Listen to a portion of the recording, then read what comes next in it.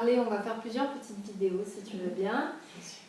Et je voudrais parler de plusieurs sujets partout, quelle que soit la culture, on parle par exemple du jugement, du non-jugement. Comment est-ce que tu pourrais traduire ça, si tu y penses, dans la vie concrète de toi? Déjà, je pense que la notion de jugement peut être diverse en fait. C'est-à-dire que je pense que quand on entend jugement, on entend bien ou mal, juste ou pas juste. Moi, quand je parle de non-jugement, c'est véritablement, c'est global en fait. Le jugement, c'est simplement définir quelque chose. Et dès qu'il y a définition de quelque chose, il y a séparation de cette chose. Il y a cette chose et moi, et on est séparés. Et donc, ne pas juger, pour moi, c'est vraiment revenir à cet état de non-savoir, en fait. Revenir à cette reconnaissance qu'on ne peut pas juger, en fait. C'est ça. Parce qu'on ne sait jamais pourquoi et quoi que ce soit.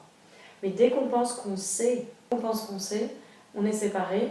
Et puis si les choses ne se passent pas comme on imagine, et bien du coup, il y a en effet une frustration, une déception, une colère, une tristesse, peu importe. Tout à fait, parce qu'on enferme la personne ou la chose dans une boîte. Exactement.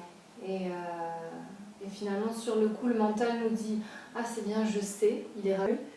Oui, on le voit moins dans sa totalité, peut-être. Oui, on le voit dans une perspective limitée, en fait. On le voit dans une limitation et dans quelque chose qui, en plus de ça, n'est pas objectif. Parce que ce qu'on va voir, c'est en fonction de nous, c'est en fonction de nos croyances. Dès qu'il y a perspective limitée, ce qu'on voit, c'est nos croyances et nos pensées. C'est pas la réalité, parce que la réalité, c'est la totalité et ça voit au-delà du jugement. Ça peut voir les formes, évidemment, mais ça ne juge pas. Ça ne veut pas dire qu'on n'utilise pas les mots, ça ne veut pas dire ça. Mais c'est qu'on sait qu'il y a autre chose, bien au-delà de ça, en fait. Mais dès qu'il n'y a que cette perspective limitée, eh bien là, il y a ça et moi. Et il y a séparation et du coup, il y a souffrance rien que là-dedans, en fait. Et c'est tout à fait ça. Par exemple, c'est souvent aussi, quand on bloque sur le défaut de quelqu'un, c'est aussi souvent déjà un défaut qu'on peut avoir soi-même. Du coup, on voit chez l'autre gros comme une maison ce que nous, on se dit, on vit. Et puis du coup, on l'enferme dans la boîte de l'hypocrisie. Sa véritable nature, en fait. On ne voit pas qui cette personne est véritablement. Et en effet, généralement, on se voit soi.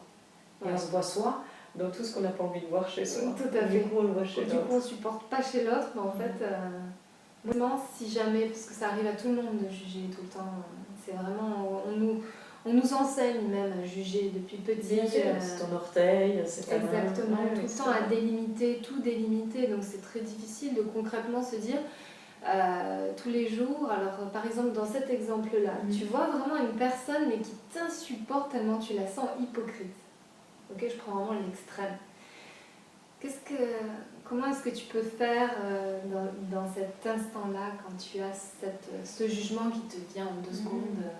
Pour moi, c'est vraiment une invitation à reprendre la projection, en fait. C'est-à-dire que tant que tu crois que c'est chez l'autre, tu vas te sentir impuissant par rapport à ça, peut-être même victime de ça, tu vas te sentir... souvent victime. Tu vas réagir, tu vas te sentir... Il y a une réaction qui se passe. Et tant que la projection reste, tu ne sais rien faire, en fait. Tu vas continuer à le vivre. Mais quand tu reprends la projection et tu te rends compte, en fait, que ce que tu vis, ça parle de toi, et que tu regardes en toi, ok, quelle est la part de moi qui est hypocrite en fait? Comment je vis ce que je vois chez l'autre? Ou dans quel domaine de ma vie, peut-être pas dans l'instant, mais dans quel domaine de ma vie je vis ça? Et bien en fait, une fois que ça c'est vu, ça tombe. Ça tombe parce que le fait de venir de l'inconscient vers le conscient, ça permet de mettre la lumière sur tout ça en fait. Et du coup, le mécanisme qui se joue là-dedans n'a plus de raison d'être. Et ça ne veut pas dire que ça ne va pas nécessairement revenir ou qu'on ne va pas nécessairement le voir. Parce que bien sûr, le fait aussi de le mettre à la lumière, ce qui va se passer, c'est que subitement, on va voir tous les moments de notre vie où on est hypocrite. On va se dire, et c'est quoi ce truc-là? Avant, j'y pensais pas. Et puis... Ça, c'est si on veut bien prendre le temps de se poser cette question, parce que souvent, en fait, on est dans le vif de la vie, dans l'instant. Et comment tu fais dans cet instant-là où c'est rapide, en fait? On est pris par le temps, en tout cas c'est l'émotion, le temps, les amorces. Oui. Comme par exemple les gens qui regardent la vidéo ont certainement plein de jugements là, à cet instant même sur n'importe quoi, comment c'est filmé, comment je suis, comment tu es, à quoi ça les renvoie. Et à Oui, ce c'est moment-là, ça. c'est peut-être en quelques secondes. Simplement ça, se rendre compte que je vois chez l'autre, c'est pas là. Parce Ouais. que la vérité, en fait, C'est est une projection. Oui, tout à fait.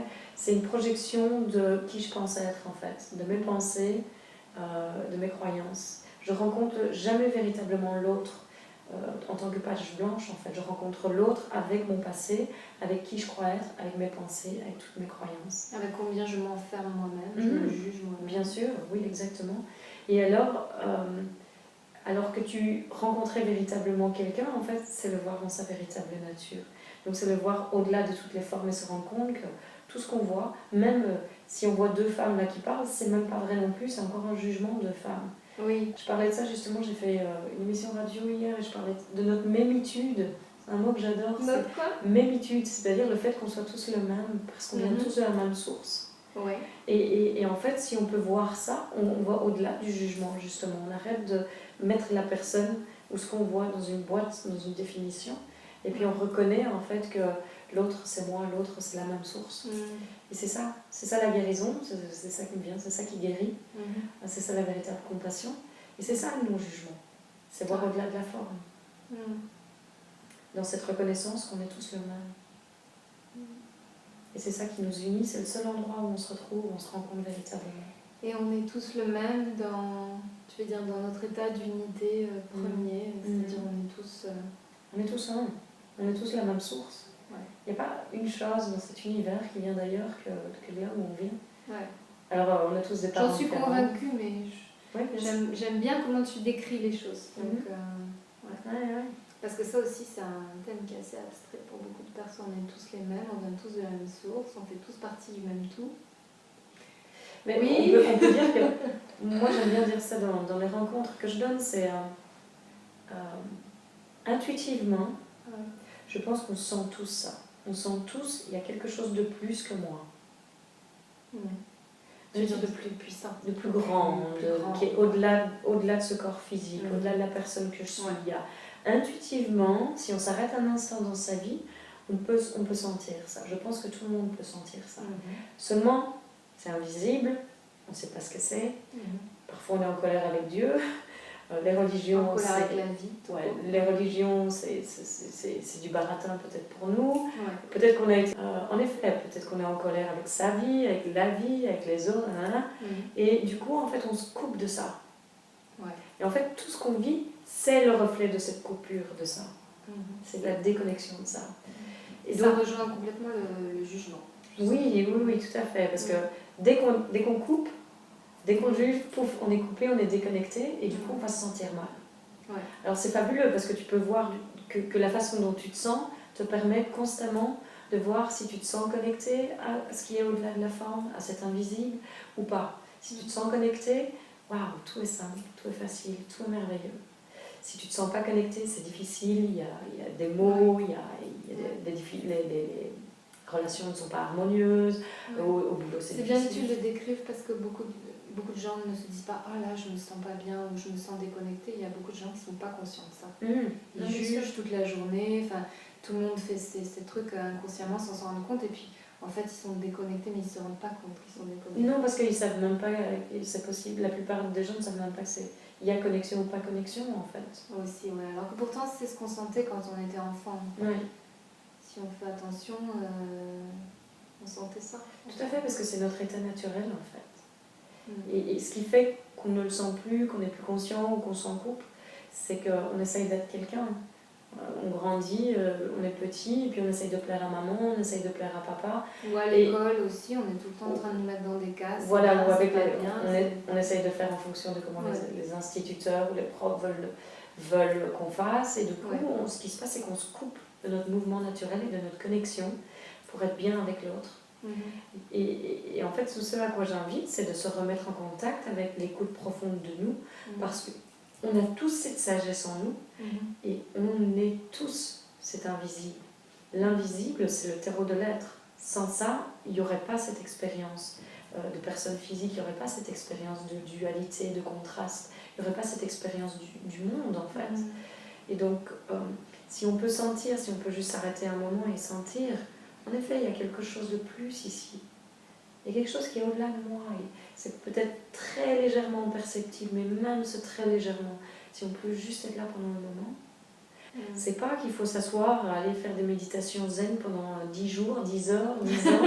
C'est juste... Chacun ses façons de faire, mais c'est vrai C'est qu'on ça. n'est pas obligé de passer par là. On n'est pas obligé, on peut Ouais. juste se poser un instant le matin, avant de prendre son café par exemple, de s'asseoir et de faire « Salut ma chérie, comment tu vas? Salut les enfants, est-ce que ça vous dit qu'on respire un instant ensemble ?» Et juste, C'est pas mal, c'est pas mal. tu vois, juste à la tête du petit déjeuner, waouh, qu'est-ce que c'est gai d'être avec vous ce matin. Et c'est juste ça, cette connexion. Ouais. Qu'est-ce que je vous aime. C'est être dans le présent, comme le dit aussi beaucoup Eckhart Tolle. Il y a beaucoup de gens qui lisent Eckhart Tolle. Exactement ça. Et je pensais tout à l'heure à quelque chose par rapport à ce que tu disais. Oui, c'est qu'aussi que, justement, tous les matins on se lève, on commence déjà à se juger sans arrêt dans sa tête. Ouais, alors, vu que je fais ci, est-ce que je vais y arriver? Est-ce que machin? Est-ce que j'ai été une bonne mère là sur ce coup-là? Est-ce que. C'est tout le temps, tout le temps. Peut-être parfois tu n'es même pas encore levé, que c'est déjà parti. Déjà... faut que je me lève. C'est déjà ça. Faut que je me lève pour aller travailler, c'est déjà l'enfer. Ouais. Mais il y a la possibilité de voir, c'est juste une pensée. Et si je laisse tomber la pensée, que je reviens justement à ça, à cette douceur, à cette respiration qui est déjà là, à ce calme qui est déjà présent au moment présent, si je reviens juste à ça pendant un moment, et je laisse passer la pensée, comment je me sens en fait à propos d'aller au boulot? Et peut-être qu'en fait on est super surpris de rendre compte. Ah, je suis hyper joyeux en fait. Je suis super contente d'aller boulotter. Et le fait de ne pas croire la pensée, ça change toute ma journée. Bah oui, et puis ça enlève le stress Bien qui sûr. touche tout le monde. Hein. Donc je pense que c'est dû à ça aussi. Le stress, c'est qu'on est sans arrêt en train de se mettre dans des cases. Oui. Ça nous stresse énormément parce qu'on ne sait pas si on va y arriver au final. Mais parce qu'on est déconnecté, qu'on est stressé en fait. Ces Ouais. cases font qu'on se déconnecte en permanence de la totalité. Dès qu'on se met dans une boîte, on devient limité et on devient une chose parmi la totalité. Dès qu'on est une chose parmi la totalité, on a perdu conscience de la totalité. Et il y a souffrance.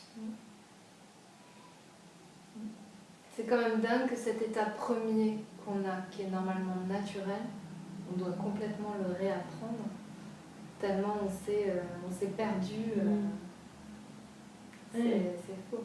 Oui, la vie en fait. Bah oui, tant qu'à faire, c'est d'être bien avec soi. Ben, le seul but de la vie pour moi, c'est de se reconnaître là-dedans, de se reconnaître dans ce sans-forme, dans cet invisible, dans le moment présent, dans ce qui est au-delà de tout ce qui se passe. Bon, j'ai envie de parler de plein d'autres sujets, mais on va s'arrêter là pour celle-ci.